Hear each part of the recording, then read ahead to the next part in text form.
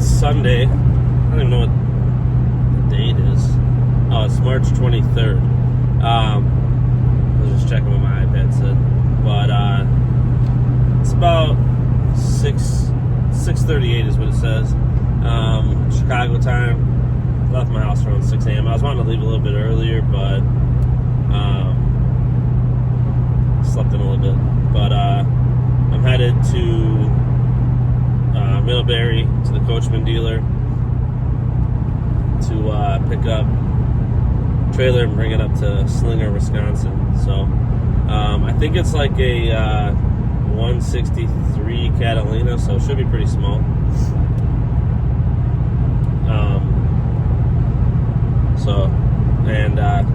I don't think there's supposed to be any. Oh no, I think it's maybe supposed to rain today, but I didn't look at the hour by hour, so I'm not sure if I'm gonna hit that. But it should be a pretty quick trip. This load pays $500. Should be home before 5 p.m. I think it's normally like right around a 9.5 hour drive doing this load. Or just 9 or 9.5 hour like total trip. So I'm still dealing with like mucus and stuff from that cold. Like I'm pretty much all better, but I still have like mucus buildup and stuff like that. It sucks. Yeah. So smaller trailer, going a short distance, pretty much a perfect Sunday run. The only issue I'm gonna have is I'm pretty sure it's a manual crankjack. I don't think they go high enough to get on my hitch now that I have it adjusted up. Last time I had just swapped out to my B&W hitch. I'm missing I noticed, I don't know if somebody stole it or if it somehow just fell out. I'm missing a pin. It's like a body clip that holds the adjustment for the B&W hitch in, because it's a drop hitch that's adjustable. It still has one in there, but I don't want to run missing anything, so I'm gonna probably have to drop this hitch down if it doesn't get into a position where it can connect. So we'll see. Well, I'm hoping it has a powered jack, because then those ones seem to go high enough to jump onto the ball. Otherwise, I gotta lower this hitch down. But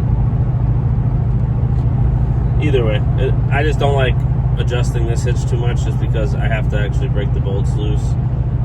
So it's like a 5-10 minute thing by the time I get it all done.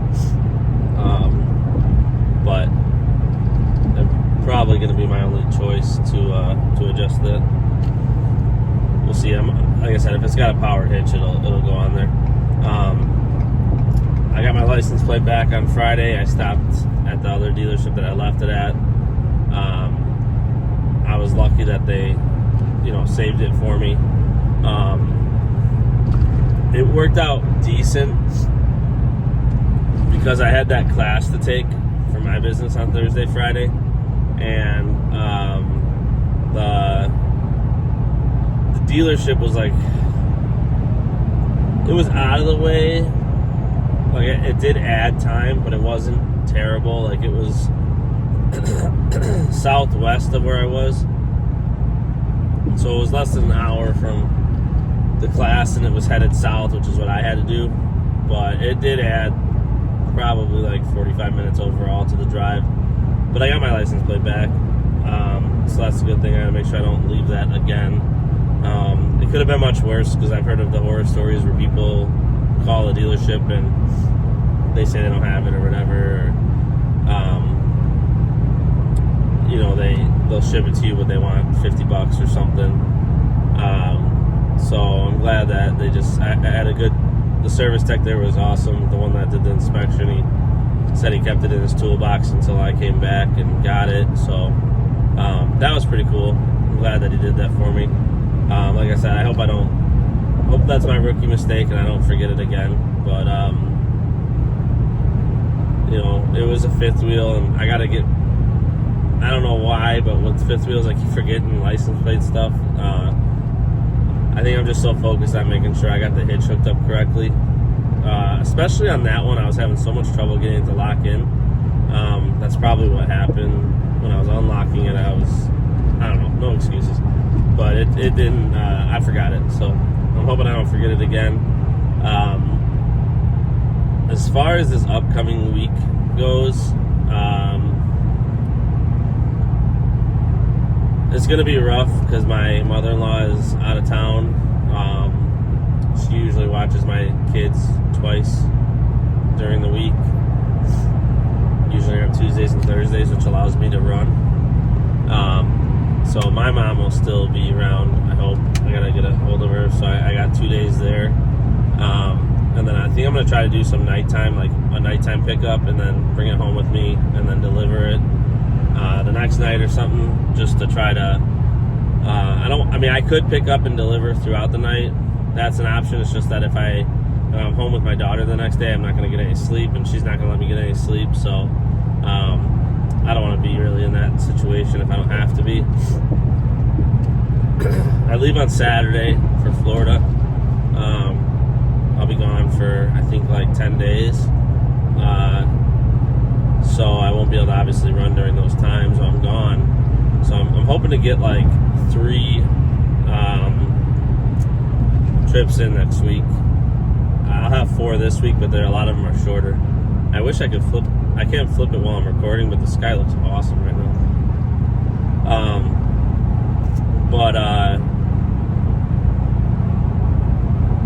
Because this last week I did Elkhorn, which pays like the least, $520. I did this one, Slinger, is like a lower paying one at $500, and I did a Sheboygan, which was only like $570, and then I did one slightly longer one up to like Fox Valley, which was $670. So I still surpassed the $2,000 mark, but not like an amazing week by any stretch of the imagination. We'll see what I get for this upcoming week. I could technically run one Saturday morning, but I think Saturday I'm going to try to work within my business, because I didn't get my trailer set up yet. They had some delays in getting it built and getting the equipment and stuff like that. I guess the power washer that I wanted, which was like a big hot water Hotsy system, they were supposed to get a truckload of them like last week, and the truck never showed up, and it was like a mess. And I'm actually passing right now the place that I got to come pick it up at. That's how I found them. Is I found them on Facebook, and then I realized they're like right here. I pass them all the time, so hopefully I'll be able to. No, I guess that wouldn't really work out. I was thinking maybe I can get it during one of my deadheads, but I'm always empty headed to Indiana and then loaded heading out of Indiana, so I'll just have to make a special trip over here. It's only about 45 minutes from my house, so a lot better than when I bought it. When I bought my last trailer setup, I drove out to Savannah, Georgia to pick it up. It was like, I don't know, 16 or 17 hours.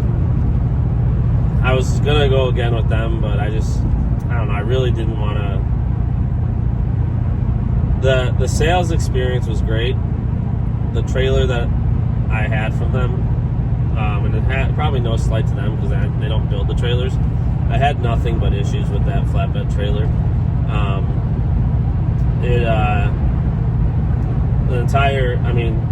Within the first year, I started having all kinds of wiring issues. I had it fixed like 3 times at shops.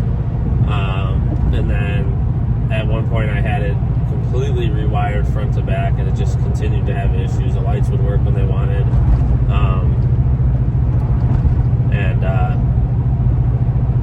It was just a headache of a trailer, unfortunately.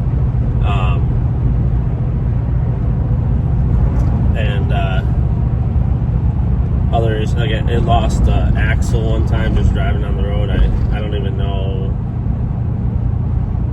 where it that day, so I didn't feel anything out of the normal or see anything out of the normal, but I stopped at a store actually on my way home, like an hour after I got in the truck, and the tire axle was missing. Tried to go back and find it, couldn't. Yeah, so that was my only problem. Like I said, the sales experience was great. The biggest thing was I just didn't want to drive 16 hours there, 16 hours back. I mean, essentially wasting 2 days, if not more, picking up a trailer where I could probably just be working during those days. So even if I paid a little bit more money buying it here, I could just work those 2 days either within my business or RV Transport, or split it and actually make up that difference and not have to drive all that way. So that's kind of how I justified it to myself, to spend a little bit extra buying it closer to home. But like I said, either way it would have been fine. Hopefully the trailer that I'm going to get with these guys, it's very similar. It's a 14-foot flat deck, except I did message them yesterday. I probably won't hear back. I don't know if they already went and got the trailer. I actually thought about it, and I think I might want an enclosed trailer. So like I said, they were going to go buy the trailer that they need to build it on. So if they already did, I'm going to stick with what they did. But depending on the price difference to get an enclosed, like 7x14 enclosed, I was thinking I might do that. It's not as convenient because you can't pull holes out of like any area. You're gonna have to pull it out of like doors instead of being able to go any direction with it. But I think it'll help with my issue with my neighbors, because last time I had a trailer set up, the village told me that I wasn't allowed to have it in my driveway. You're not allowed to have any business. Oh, that was a really clean OBS Ford 7.3. 4-door. I think it was a long bed. But, yeah, the village just basically said, like, you can't have business-related vehicles in your driveway. So, that's what pushed me originally to get the shop. I was thinking I'll put it in my garage, which I'll have to really clean it out because it's going to take up pretty much the whole garage. Because overall it's like 18 feet with the tongue. But I did have it in my garage last time. I used to put it in there for the winter at my old house and my current house, to store it all winter out of the elements. So I would likely do something like that again. But it's just really difficult with my setup to get it in, because at one point someone put an addition on the back side of my house and it makes it really close to the garage, and then there's shelving on the left side of the garage, so you got to get it on the right, but the right side's closer to the house, so I can't go directly in. And then I have like a long driveway, but it's only one car wide, and then it opens up by the garage to 2 cars. Just a really piss poor setup for trying to get a trailer into a garage. I'll probably get a shop again eventually, but I don't want to spend that money on it right now, especially since I don't have like any employees or anything. So it really doesn't. That was another, like, obviously I got pushed into getting a shop. I always wanted a shop before.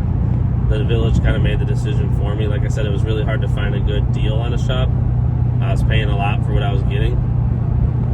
But one of the nice things was I didn't have people, like employees, coming to my house to meet up with me and stuff like that.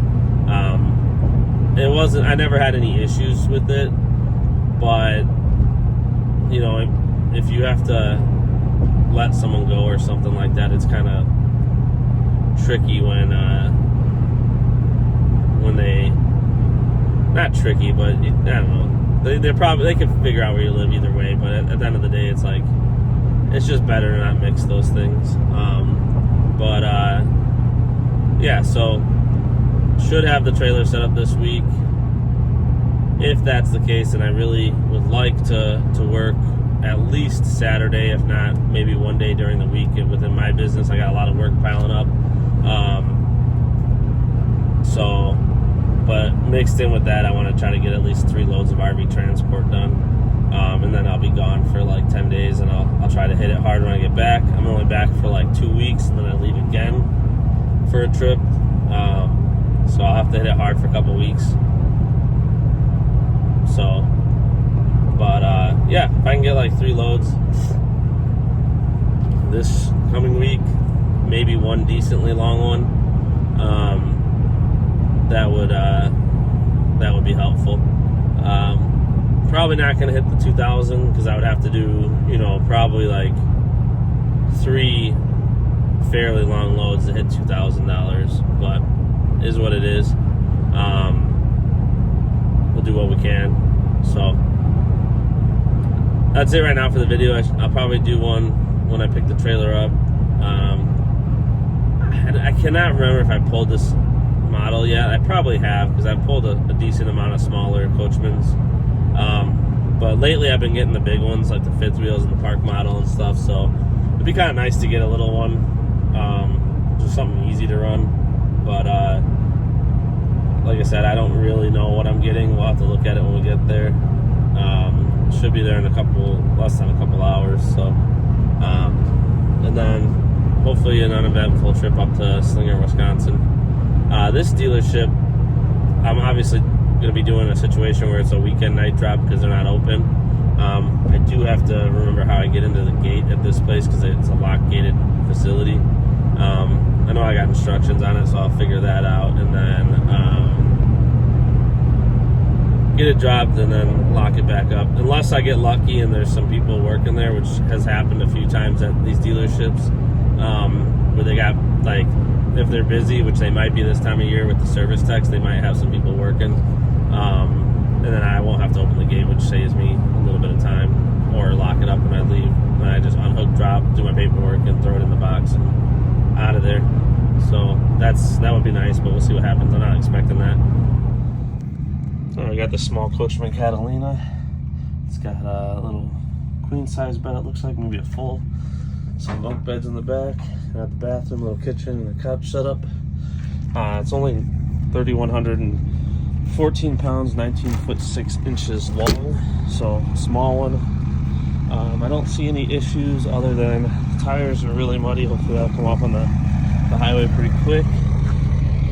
Front of it looks fine. Don't see any damage other than that little bolt down there holding the bracket. That's not going to stay, likely, so I just zip tied it. And then one of the chains is slightly shorter than the other side, and it wouldn't loop around. But other than that, it's in good shape. Get it locked up and get on the road. I don't see any dents or dings. I just dropped that trailer off up in Slinger. It started snowing. It's like kind of like a really wet snow, so it almost like a rain. But when I was unhooking the camper, you could definitely tell it was snow on the video. It looks like it's coming through as rain. But it'll turn to rain here shortly as soon as I start heading into Illinois, because it's a lot warmer there. It shows 36 here, so it really shouldn't be snowing, but it is. It was like kind of got all the weather today because it was like 33 when I was hooking up the camper this morning in Indiana. Felt pretty cold, even though it's really not that cold. I've just been getting used to the 50s, I think, that we've been getting. And then I actually got lucky. I was coming through Chicago kind of by my house, and my kids and my wife were headed somewhere, and we kind of ran into each other on the highway, so we pulled over, had lunch. It was 52 degrees where I stopped in, like, north of Chicago, and then as soon as I got to, like, the Wisconsin border, it dropped to 40. Now it's down to 36. So I was sweating at 52 sitting in my truck with the sun shining. Now it's overcast, snowing, cold. Kind of get all the weather this time of the year. Got it dropped off though. It just started raining or snowing, I guess, when I got there. So got it done before it got really wet though. had a little bit of trouble with like the key box there. I thought, I got the key box open to grab the key, and I couldn't get the lock to open. I thought maybe someone shoved the wrong key in the key box there, so I was getting worried. And then when I was looking at the key, I could kind of see that it was a little bit bent. So I just kind of gave the key a little pop, and it kind of went in a little further and opened up. But I'm going to have to see if my dispatcher can let them know it might be a good time to either get new locks with new keys or maybe just get a new key made, because it's bent and eventually it might break. Because if someone really tries to force it without having it in that extra little centimeter or whatever that you got to get it in there, you're just going to break it, which then now you're in trouble. As far as like you're not going to get into the locked area. So, but I got it done, got it dropped off, did the night drop. This load pays $500. I'll be home at 4 o'clock, maybe a little bit before that. Left my house at 6 o'clock, so that's 10 hours. But like I said, I stopped and had lunch with my family, so I used up about another hour there. So it would have been about a 9-hour trip, $500. Not too bad. Really good fuel mileage. I can't complain. I left Middlebury. I think it said I had like 65% fuel. I still got a quarter of a tank, so I ended up getting like, I think it was 14.9 miles a gallon pulling that little trailer. So like I said, real happy with that, because especially after pulling that park model this week, getting like 6.3 or whatever it was miles to a gallon. So yeah, that load went pretty quick. I'll be home at a good time. I'm going to reach out to my dispatcher, let them know that I'm going to do, I'm going to ask for 3 loads. I'll find a way to get all 3 done this week. 2 of them shouldn't be bad. The third one, I got to figure out how the heck I'm going to do it. But I want to get 3 in, so I was kind of thinking I might be able to do something where like Tuesday night I pick up a trailer, deliver it, and then Wednesday night pick up a trailer, deliver it Thursday night, and then do one all the way on Friday. Or I could do a super late pickup.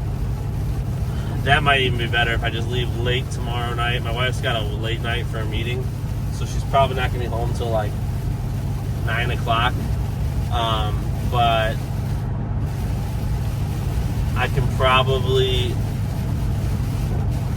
do like a super late night where I leave around 9, get down to Middlebury or so, or wherever I go, Elkhart, around 11:30, and I'd be home around 2 a.m. I can do something like that. I have to decide what I'm going to do, but either way, I'm going to request like 3 loads. And just get those done. Looks like it's all rain now. I'm already driving out of the snow. Got up to 37 already. Nasty weather though. Glad I didn't get my truck a bath today. I was thinking about it. That's it for this load. I'll do a weekly numbers video. Wasn't great. A lot of short loads this week, but got it done.